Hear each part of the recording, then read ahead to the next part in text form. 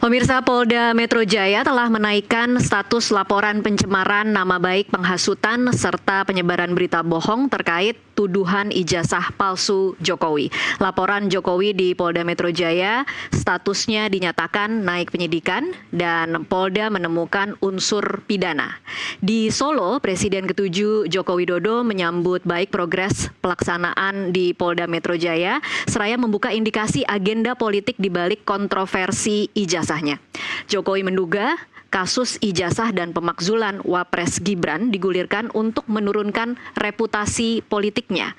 Untuk membahas gaduh ijazah Jokowi yang hingga kini masih terus berlangsung, sudah hadir di studio kami. Yang pertama ada Bang Ade Armando, politisi PSI. Selamat malam Bang Ade. Selamat malam Tash. Iya, terima kasih sudah hadir. Ada Mas Roy Suryo, terlapor kasus. Selamat malam. Selamat malam Mbak Tasya. Iya, terima kasih sudah hadir. Dan ada juga Beator Suryadi, politisi PDI Perjuangan. Selamat malam Pak Beator. Malam Mbak. Dan juga bergabung melalui sambungan Zoom ada Rifai Kusuma Negara, tim kuasa hukum Jokowi. Selamat malam Pak Rifai. Selamat malam Mbak Tasya, selamat malam para narasumber. Ya. Baik, sebelum kita mulai diskusi pada malam hari ini, kita akan sama-sama menyimak informasi berikut ini. Presiden ke-7 Republik Indonesia, Joko Widodo, mengaku curiga ada agenda politik terselubung di balik kontroversi ijazahnya, termasuk yang belakangan ini menyasar pemakzulan Wakil Presiden Gibran Rakabuming Raka. Saya berperasaan memang kelihatannya ada agenda besar politik di balik isu-isu ini, ijazah palsu, isu pemakzulan. Jokowi menduga salah satu motif agenda besar politiknya adalah untuk menurunkan reputasi politik, termasuk mengaburkan jejak prestasi 2 periode kepemimpinannya sebagai presiden. Ini perasaan politik saya, mengatakan ada agenda besar politik untuk menurunkan reputasi politik, untuk mendowngrade yang ya buat saya biasa-biasa aja.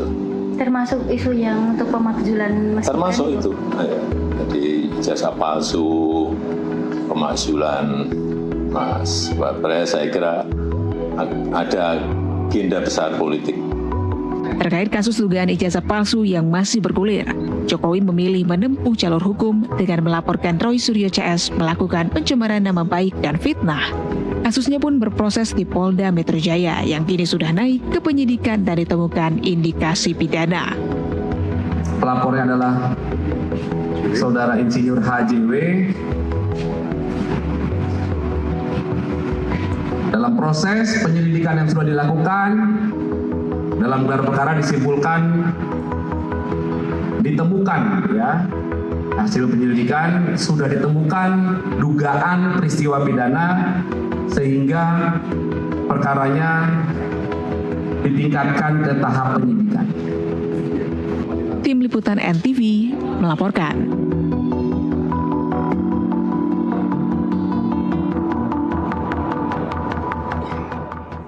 Ya, kita langsung mulai diskusi pada malam hari ini. Saya ingin mulai diskusi ini dengan mengutip kata-kata Pak Jokowi. Ini yang terakhir yang dinyatakan kemarin. Ada perasaan bahwa ada agenda politik yang lebih besar. Bang Ande, bagaimana kita memaknai statement Jokowi ini? Oke. Saya akan katakan saya termasuk orang yang memang menduga, mencurigai bahwa ada sebuah kekuatan yang lebih besar daripada sekedar apa yang dilakukan oleh Bung Roy dan kawan-kawan ya. Maksud saya begini, ada begitu banyak hal yang terjadi selama beberapa bulan terakhir dan itu seperti satu dan lainnya walaupun tidak berhubungan itu sama-sama mengarah kepada mendelegitimasi ya Pak Jokowi dan juga kepada Mas Gibran kan. Tadi sudah disebut ada 2 hal, misalnya contoh terbaik adalah ijazah palsu itu yang terus-menerus digaungkan dan satu lagi adalah soal pemakzulan yang juga tak henti-henti dilakukan. Dan pemakzulan itu bukan hanya dilakukan oleh kelompok purnawirawan yang berkirim surat kepada Presiden Prabowo dan kemudian juga kepada DPR, tapi juga sekarang ada lagi kelompok purnawirawan yang lain yang juga mendatangi beberapa partai untuk meminta untuk mengajukan gugatan yang serupa ya. Di sisi lain misalnya juga ketika Pak Jokowi sakit ya, kemudian ada juga serangan terhadap beliau dengan misalnya Dr. Tifa ya, itu yang mengatakan bahwa dia sakitnya nggak sekedar alergi kulit dan seterusnya. Jadi ini berulang-ulang. Nah, memangnya dengan membuktikan bahwa ijazah Jokowi palsu kemudian serta-merta akan mendelegitimasi kewapresan Gibran? Secara tidak langsung ya, karena begini, kan kita selalu tahu atau kita selalu mengatakan bahwa kehadiran Gibran di panggung politik sebagai wapres itu adalah berkat atau ada kaitannya dengan kepresidenan Pak Jokowi kan. Dia bukan ujuk-ujuk tiba-tiba datang, tapi dia datang karena orang melihat dia adalah putranya Pak Jokowi ya. Nah jadi ketika ada serangan ke Pak Jokowi itu juga berarti serangan ke Gibran, atau bisa dibaca sebagai serangan ke Gibran, dan sebaliknya serangan ke Gibran itu juga berarti serangan ke Pak Jokowi kan. Buat saya yang di PSI ya, ketua saya kan sampai saat ini adalah Mas Kaisang kan. Serangan-serangan terhadap Mas Kaisang juga bisa dibaca sebagai serangan terhadap keluarga Jokowi. Jadi serangan kepada satu orang bisa untuk 3 orang begitu ya? Bisa untuk 3 orang, bahkan ke Bobi Nasution sekarang ya, misalnya, atau bahkan saya nggak tahu, mungkin ada yang Bu Iriana juga dikait-kaitkan. Ini kan berkelanjutan semua ya. Itu tidak datang serta-merta hanya dalam satu waktu, tapi berkelanjutan dari awal tahun barangkali ya. Dan itulah yang membuat kami banyak para pendukung Jokowi menganggap bahwa kayaknya sih ya ada agenda lain nih dari di luar soal bahwa ingin memastikan bahwa ijazah Pak Jokowi itu palsu atau asli gitu ya. Oke, Mas Roy, benar ada agenda memang ingin mendelegitimasi Wapres. Ya itu perasaan yang terlalu dalam aja, dan itu konsekuensinya kalau memang ada hubungan bapak dan anak, ada hubungan keluarga. Ya kalau nggak ada hubungan itu kan santai-santai aja. Tapi kalau ya. Mas Roy sendiri dan teman-teman motifnya sebenarnya apa nih? Enggak, motifnya siapapun bahwa ijazah palsu. Siapapun kepala negara kita, siapapun pemimpin kita, ya kita ingin yang track recordnya benar-benar bagus ya gitu. Jadi kalau saya sih lihat kan banyak juga pertanyaan nih Mbak Tasya, kok ijazahnya Pak Karno dulu tidak diserang gitu. Bung Karno itu jelas dari Teknische Hogeschool Bandung, itu artinya ITB. Ijazahnya Bung Hatta malah jelas itu dipasang di University of Rotterdam ya, di Erasmus di sana. Lah kalau siapapun, kalau misalnya Bu Mega, ya Bu Mega saya appreciate, beliau sempat kuliah di Unpad, tapi karena nggak selesai, beliau ngakuin saya nggak selesai pakai ijazah SMA aja. Nah kalau memang ijazahnya benar nggak ada masalah. Gibran pun nggak perlu khawatir kalau ijazahnya benar. Tapi kalau dia udah khawatir, ya siapa tahu memang ijazahnya juga nggak benar gitu loh. Jadi kan artinya ini juga ada hubungan ketika kemudian ini resiko loh ya. Kemarin ketika dia terpilih gara-gara ada hubungan keluarga dengan Jokowi, ya sekarang kalau ada serangan ke Jokowi ya jangan sampai kemudian dia merasa, jangan-jangan ini naik ke, ya kalau itu nggak ada hubungan keluarga, mungkin santai-santai aja kita nyerang siapapun. Misalnya sekarang kita nyerang ke kemarin misalnya kita nyerang ke Pak Prabowo gitu ya, misalnya, meskipun itu kita hormati, enggak. Tapi kan juga nggak ada perasaan, jangan-jangan nanti serangan ke siapa ya, ke keluarganya. Ya karena keluarganya yang nggak ada yang jadi, kan ya nggak ada masalah. Jadi itu tapi kalau boleh tanya, karena kan ini memang sebenarnya kalau dari sisi Barreskrim kan kasusnya sudah dinyatakan ditutup kan ya Mas? Masih ada kemungkinan dibuka lagi karena kemudian kan ada bukti baru ya. Bukti baru, kemudian kemarin ada gelar perkara khusus. Iya, tetapi kira-kira mungkin bisa dibantu dijelaskan ke publik ini kenapa sih berlarut-larut sekali Mas Roy? Kenapa bertubi-tubi sekali mau membuktikan bahwa berlarutnya karena ada yang tidak objektif dan ada yang tidak profesional. Kalau Polri memang presisi, ya semua bukti itu kemudian diakomodir, itu clear. Saya bukan bagian dari TPUA, saya adalah ahli yang kemudian diminta bantuan TPUA. Tapi ketika saya diminta bantuan oleh TPUA di bulan Desember, saya tunggu-tunggu katanya mau di BAP, di Barreskrim. Ternyata enggak. Dan ternyata Barreskrim jalan sendiri, berarti dia melakukan upaya sendiri gitu loh. Nah, bedanya dengan sekarang yang ada juga di Polda.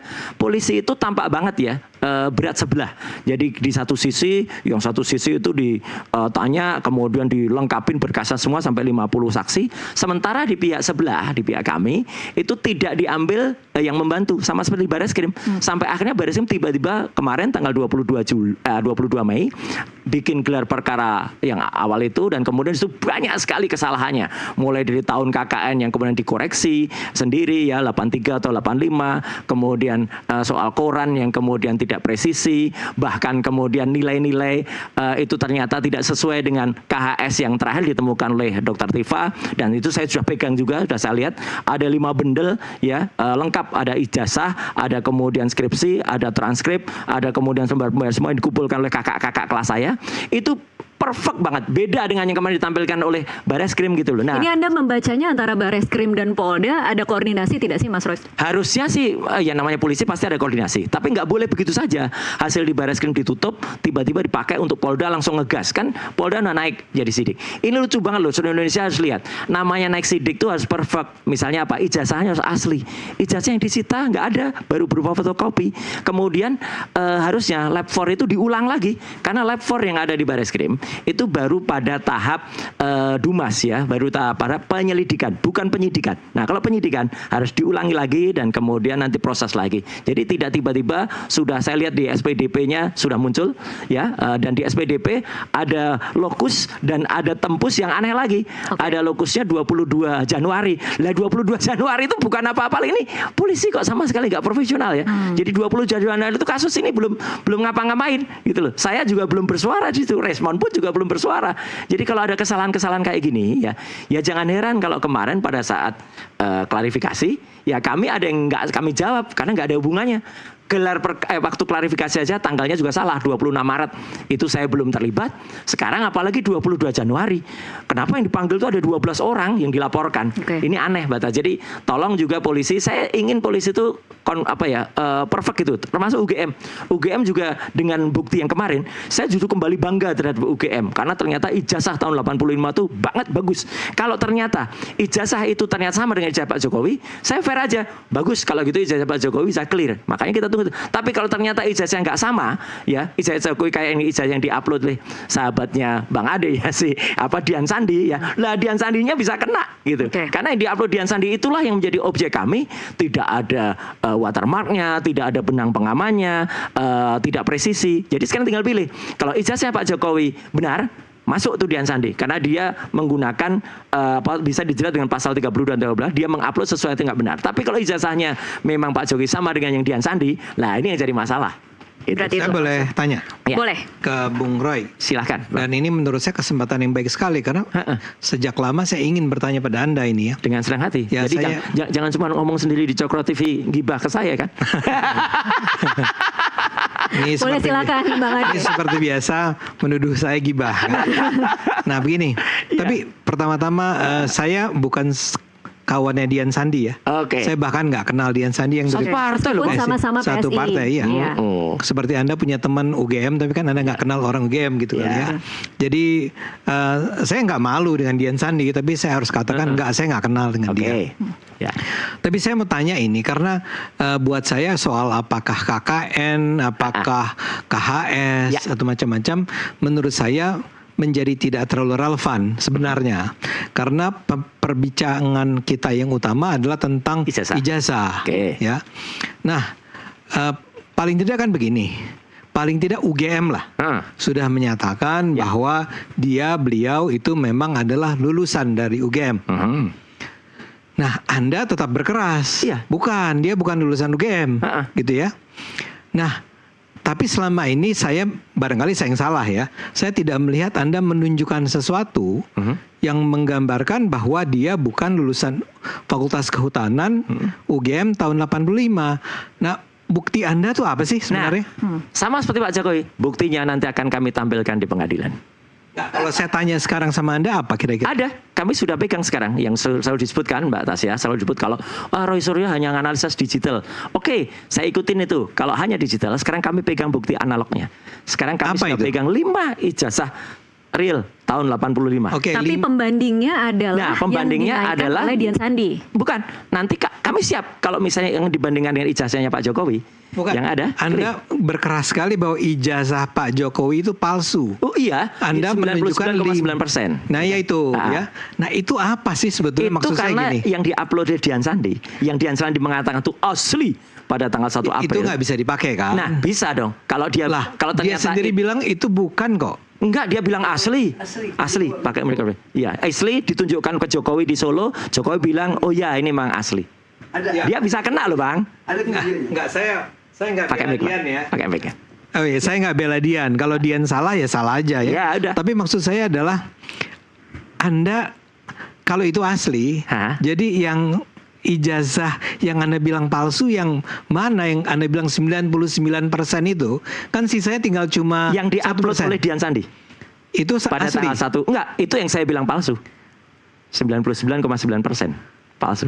Ini maksudnya mau mengatakan bahwa presiden ke-7 kita tidak lulus dari UGM atau ijazahnya palsu? Saya dari awal mengatakan ijazah yang diupload oleh Dian Sandi di X pada tanggal 1 April yang dia mengatakan buat kalian supaya tenang liburannya, nih saya upload ijazah yang asli. Itu kata-kata itu punya konsekuensi hukum loh ya, karena itu ya itulah itu. Jadi kalau kemarin misalnya ketika gelar perkara Bang Ade, itu Pak Juhandani Kadidipidum itu menunjukkan ijazah yang benar, ijazah Pak Jokowi. Syukur-syukur ijazah aslinya Mbak Tasya. Ya. Atau kalau enggak hasil scan ijazahnya dengan PowerPoint dan kemudian di print, bukan malah ijazah fotokopi yang ditampilkan di belakang. Oh, itu bagus banget. Sayangnya kan enggak. Nah, Gitu jadi kan. dengan kata lain sebenarnya Anda belum pasti apakah Pak Jokowi itu lulus pada tahun 1985 dari Fakultas Kehutanan UGM. Kalau berdasarkan bukti itu dan kemudian berdasarkan bukti-bukti yang diupload oleh yang ditampilkan oleh Barreskrim, ya menjadi mencurigakan. Apalagi Pak Ade, tambah lagi, saya sudah periksa prime evidence, bukti primer yang diberikan oleh Wakil Rektor kepada saya, Bu Wening Udasmoro, saya, Dr. Rismon dan juga Dr. Tifa. Waktu itu kita teliti, skripsinya tidak ada lembar pengesahannya dan skripsinya juga tidak ada nama yang selama ini disebut-sebut sebagai Pak Kasmujo. Oke. Ya. Makanya buat saya hari itu ini- nggak relevan. Oh, sangat relevan. Enggak. Saya mau cuma lulus kan orang harus bukan. skripsinya, Saya hanya ijazahnya bertanya juga pada Anda, kan yang Anda persoalkan adalah ijazah. Iya. Ya, ternyata yang Anda bilang ijazah palsu itu adalah ijazah yang diupload oleh Dian Sandi. Oke, kalau ada ijazah Jokowi mana sekarang? Oke, saya hentikan dulu perdebatan ini. Saya geser dulu ke Pak Beator karena sudah kelihatan agak ngantuk, nggak pegang mic dari tadi. Saya geser dulu. Ya. Pak Beator, ini Anda adalah politisi PDIP. Anda juga pernah menjabat sebagai staf KSP di era Jokowi. Ya. Kemudian Anda juga yang mengungkap bahwa Anda punya bukti ijazah Jokowi itu dibuatnya di kios Paiman Raharjo di Pasar Pramuka. Ya. Apa motif Anda? Motif, Iya. motifnya jalan lurus aja. Itu mencari Mengapa? keadilan kan kalau memang kayak ini. Saya kepingin ke senior saya. Bukan, Jadi saya sebentar. Saya mau merintis dari sini. Oke, tapi nanti boleh jawab pertanyaan saya ya. Pasti dong. Jadi gini senior, kita sama-sama orang partai. Ya. Kan kita tahu sama-sama pernah jadi caleg. Ya.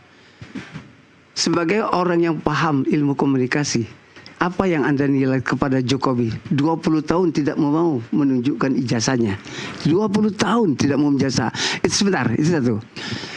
Kita tahu proses bahwa ada perintah pelaksanaan undang-undang dan peraturan dengan anggaran yang namanya berita acara verifikasi yang harus dilakukan oleh KPUD, KPU RI. Itu nggak ada semua. Jadi sebenarnya untuk mencari ijazah ini palsu apa tidak, kita harus cari apakah benar KPUD itu pernah melakukan verifikasi ke universitas. Jadi mereka menerima berkas dokumen dari timnya Jokowi, dibawa ke UGM, UGM mengeluarkan arsip untuk mencocokkan. Itu kan tidak dilakukan. Dan itu bertingkat selama 20 kali. 20 tahun. 20 tahun. Itu mulai di Solo, 2 kali di Solo, sekali di DKI, 2 kali di DKI. Tidak ada berkas itu. Boleh saya tanya? Sebagai orang partai, sebagai orang yang paham tentang itu, apa maksud Jokowi sampai Ibu Mega bilang kalau punya mbok tunjukin. Kalau Ahok bilang begini, pejabat yang tidak berani menunjukkan ijazahnya berarti dia punya asli palsu gitu loh. Ya, pertanyaan saya pertama, Anda menyimpulkan dari mana bahwa KPUD Solo tidak pernah menerima ijazah dari Pak Jokowi? Oke, saya jawab. Dan sebelum itu, Sebentar. saya lengkapi pertanyaan saya. Siap. KPUD Solo tidak menerima ijazah Pak Jokowi, ya, dari tahun 2005 ya. Ya. Kemudian KPUD Jakarta Ya. tidak menerima ijazah dari Pak Jokowi Ya. di Jakarta. Ya. Dan terakhir 14. 2012 di DKI ya. 2014 di Jakarta, KPU pusat itu tidak menerima ijazahnya Pak Jokowi. Nah, jadi gini. Saya punya kawan yang namanya Taufik yang sekarang juga menggugat di pengadilan Dr. Taufik Solo. Dokter ya. Dia kontak karena dia kan kenal, dia tokoh di Solo. Dia kontak yang namanya Eko. Dia tanya, Mas Eko, pada waktu Sorry, Mas Eko siapa ya? Lupa. Ketua KPUD Solo pada saat KPUD. itu ya. Nah, di telepon Eko bilang pada waktu itu Jokowi bawa 2 sarjana, Dokter Andes sama insinyur. Nah, terus ditanya, apakah Mas Eko melakukan verifikasi ke UGM? Tidak, karena seharusnya dia bilang setelah Jokowi menang, dia harus bikin public expose. Saya Jokowi, ini keluarga saya, ini partai saya, ini keluarga saya. Itu dia tidak dilakukan. Nah, jadi nyata itu tidak. Terus, ya, terus kedua, Mas Taufik tadi telepon Rudy FX. Ya, wakil wali kotanya Pak Jokowi. Pak Jokowi Solo. Mas Rudi, pada waktu penyerahan dokumennya Jokowi ke KPU, apakah ada kader partai atau diatur oleh partai? Oh tidak, itu tim 6, tim 8 sekarang yang dilakukan oleh timnya Jokowi. Itu satu. Nah, begitu juga di Jakarta. Nah, itu artinya apa? Pertanyaan Jadi saya tidak kan ada dokumen itu. Bukan. Karena tidak ada dokumen, tidak bisa dibawa ke UGM untuk pertanyaan melakukan saya itu. adalah yang di Jakarta 2012. Ya. Itu KPUD Jakarta pernah dicek nggak? Yang terima kan Juri kan kawan kita, yang ketua KPU terus. Teman Anda. Ya, dan itu tidak mengatakan itu. Anda nggak kenal sebagai orang partai, nggak kenal ketua KPU? Nggak. Betul, wah, bagus. Senior lebih hebat. Biasanya tahu karena ketua KPU kan. Jadi itu tidak ada semua. Ya, jadi kita bisa mengatakan bahwa selama 10 tahun di Solo, 10 tahun di Terakhir KPU yang di Jakarta, yang KPU pusat juga tidak menerima. Tidak. Jadi di ketiga tempat 2005, 2012, Ya. 2014, 2014, ya. sebetulnya tidak pernah ada ijazah Dokumen Pak itu. Jokowi Ya. di KPUD dan KPU. Ya. Ya itu menurut versi Bukan Anda ya. menurut, itu memang ada. Kan kita sudah cek. Ya. Kita sudah cek. Ya, kita harus bicara. Jadi begini, jujur. kan Ini versi. Ya. Sekarang kan kawan-kawan di Jogja yang menuntut rektornya itu mencari bukti. Ada nggak verifikasi dari KPU terhadap ijazah-ijazah itu? Pasti nggak ada. Ya, jadi gini kan Pak ya. Sebetulnya yang sebagai seorang orang yang pernah ikut dalam pencalekan ini, yang harus mendapat tanda tangan dari misal UGM-nya kan harus ya. Jadi saya menyerahkan ijazah dan itu harus akreditasi dari UGM. Jadi kalau saya, kan saya UI nih. Saya mengajukan Bukan akreditasi, koreksi, legalisasi. Saya Jauh banget tidak. ya, membawa fotokopi ijazah saya dari UI. Maka saya harus bawa ke Universitas Indonesia untuk dilegalisasi. Baik. Nah, artinya sebentar nih, buat penonton agar lengkap, Pak Ya. Jokowi selama 3 kali itu seharusnya membawa ijazahnya ke Universitas, UGM, ya. Kemudian seharusnya KPUD Solo, KPUD Jakarta, KPU Jakarta, RI, semua harus memeriksanya. Ya. Dan kemudian menyatakan iya, Anda betul adalah lulusan dari UGM. Nah, sekarang pertanyaan saya yang terakhir adalah barangkali nih, kemudian itu tidak diketahui oleh PDIP? Tidak. Itu kan sudah tugas negara. Ini PDIP terlibat atau PDIP menutup mata atau ingin tugas negara. Jadi gini, partai menerima siapapun calon kandidat. Ada tim, namanya tim pemenangan. Di situ diperiksa lengkap, diserahkan ke LO kepada KPU. KPU yang berkewajiban untuk membawa ke kampus di partai, tapi nggak ada yang tahu ya. Pak Beator, saya harus pindah ke Pak Rifai, tapi satu pertanyaan saya tadi belum dijawab. Mengapa Anda tiba-tiba kemudian dari anggota PDIP, Anda adalah anggota staf KSP juga, Anda adalah orangnya Jokowi, kemudian tiba-tiba hari ini menunjukkan bahwa itu ternyata dibuat di Pramuka? Kan pertengkaran antara kawan-kawan ini terhadap UGM. Saya ikut ke Jogja, saya ikut ke Solo. Dalam perjalanan kan nggak selesai nih. Terus mereka pulang dari Solo itu melapor ke Dumasnya Barreskrim. Dari dalam perjalanan saya, kalau UGM tidak bisa menjawab apa yang mereka minta dan mereka, berarti ada satu tempat di mana barang ini diterbitkan. Nah, ini Anda sudah tahu sejak lama Anda diam atau Anda baru tahu kemudian baru tahu Anda setelah perjalanan. Oke, baik. Saya ke Pak Rifai dulu karena Pak Rifai dari tadi sudah menunggu. Pak Rifai masih bersama kami? Ya. Masih Mbak, dan saya hanya punya waktu satu sesi ini, selain dilanjutkan oleh rekan kami. Baik. Pak Bang Firman. Sama dong Pak Rifai. Baik Pak Rifai, silahkan komentarnya mungkin mengamati perbincangan yang tadi ada di studio. Oke, pertama saya mau komentarin Pak Betor. Ya, Pak Betor, mohon maaf Pak, cerita Pasar Pramuka pun dari segi hukum ini adalah cerita dari cerita. Ya, sekarang juga ada lagi cerita dari Mas Taufik. Mas Taufik teman saya juga ya. Tapi lebih kurang begini deh, kita bicara, kalau kami hukum tuh bicaranya basisnya harus jelas. Kalau faktanya jelas baru kita analisis. Kalau faktanya nggak jelas, kita buang waktu untuk membahas lebih lanjut. Tapi intinya gini, kebetulan saya juga pengacara yang sering menangani sengketa Pilpres dan Pilkada di MK. Saya kalau melihat agak naif ya, sampai tidak ada syarat sarjana, tidak memenuhi dokumen pendidikan dalam pencalonan. Menurut saya itu list yang harus dikontrol oleh KPU. Kedua, itu juga menjadi bahan serangan dari lawan politik gitu ya, karena banyak sekali kasus ijazah itu juga naik ke MK, bahkan ke kepolisian dalam kontestasi pilkada maupun pilpres gitu. Jadi kok saya agak ngeyakin dengan pernyataannya Pak Beton, mohon maaf Pak ya, karena itu salah satu yang biasa kita intip Pak ya, untuk ijazah itu. Kalau sampai nggak ada sama sekali, wah KPU dari awal sudah bisa digugat sana sini gitu ya, karena itu salah satu bahkan itu satu. Pertama, kedua saya mau komentari dari Pak Roy ini Pak. Jadi kembali lagi Pak Roy kan datangnya kan sebenarnya kan di belakangan ya. TPU sendiri kan melaporkan ke Barreskrim. Artinya harusnya TPU sendiri percaya bahwa Barreskrim akan menangani perkara itu secara proper kan begitu. Kenapa? Karena itu dia lapor ke sana. Nah, lalu juga harusnya TPU sendiri juga menerima hasil puslapor. Nah, kenyataannya kan hasil lapornya keluar tidak sesuai kehendaknya, lalu dipersoalkan. Bukan nggak sesuai, tata caranya juga nggak benar. Saya mengerti lah bahwa setiap orang yang dikecewakan tentu akan mencari celah-celah untuk dipersoalkan. Saya bisa mengerti itu.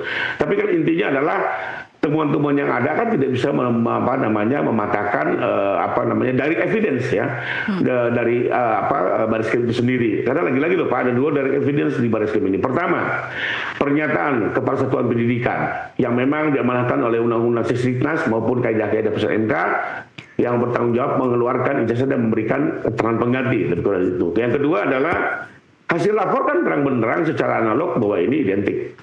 Oke, ada temuan lagi. Enggak, identik, identifikasinya nggak jelas itu. Ya, silakan nanti Pak Roy kalau ada bukti-bukti baru, silakan lagi Pak gitu. Ada. Kita sih terbuka, kebenaran adalah kebenaran gitu ya.